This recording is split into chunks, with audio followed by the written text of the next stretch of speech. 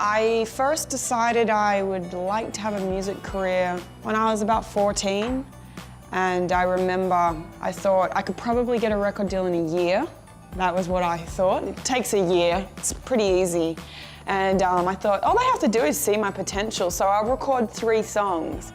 And I'll send this 3-song demo to a label. I'll send it to every label and one of them will pick me. That's what I thought in my insane mind when I was 14, and I thought that would be a great idea, but I didn't get a record deal until I was 22, so it took a lot longer, but I had big dreams.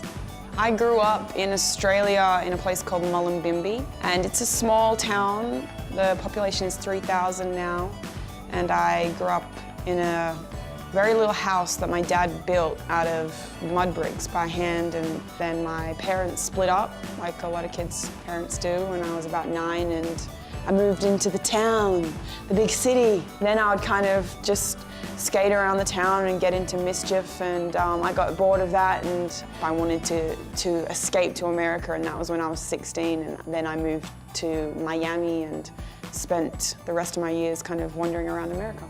Well, the night before I got on the plane, I think, was the scariest night for me. And I laid in bed all night long in Australia in my bedroom, and I stared at the ceiling and I thought, maybe you shouldn't do it, maybe you shouldn't do it. Maybe you should just wake up in the morning and say that you don't want to go. This is crazy. What if something does happen to you? I got up that morning, early in the morning, to drive to the airport, and my mother saw me off and she cried and she said, don't let anything happen to you, please be safe. And I left July the 4th, 2006. So I got to America and I got to Miami at about 8 o'clock at night. I landed and it had just rained, and I remember there were fireworks going off in the sky, and I felt like, it just felt right. It felt like a celebration, and I had gotten there and I had made it, and I was really excited once I actually landed.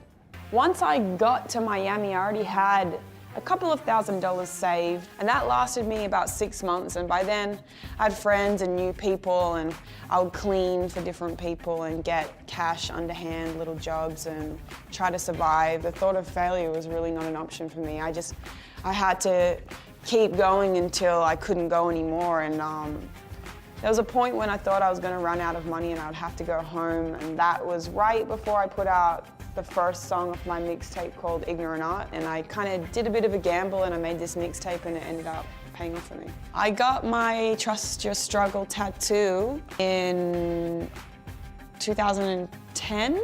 I actually got it with another artist who's new and coming out, and you guys know him as K. Roosevelt now, and I used to record with him, Kevin, in his garage studio apartment, and I had no money, and me and him were recording one day, and I would cook him crepes in exchange for beats, and we were walking down the Star Walk, and I saw a mural and it said, "Trust your pain breeds strength, trust your struggle." And I felt like, I so identify with that at the moment. That's how I feel, and I felt like it was a sign to me to say you should keep doing what you're doing and you should trust the road bumps, and your dream is your dream. You should pursue it. And so we kept walking, and I said, I'm gonna get that tattooed on me right now, Roosevelt, and he was like, no, you're not, you're crazy, you're crazy. And I said, yes, I am, I'm really gonna do it. And we walked into a tattoo parlor, and I was like, do me one. And I did it, and that's the story. I'm Iggy Azalea, and I'm making my voice heard.